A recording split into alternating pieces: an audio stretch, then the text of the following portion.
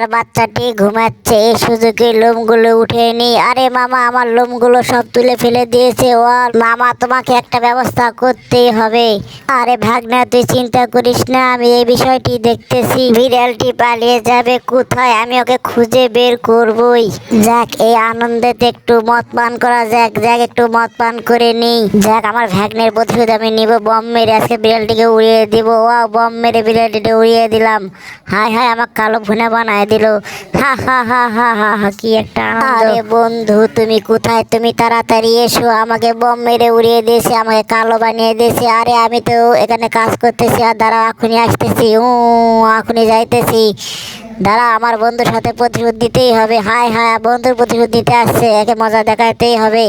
দাঁড়াও, একে আমি কালো ভুনা বানাবো। হায় হায়, এ তো বেঁচে গেল, এ তো মরলো না। ওয়া, মা মোর, ওকে মজা দেখাবো। হায় টুটু টুটু টুটু টুটু।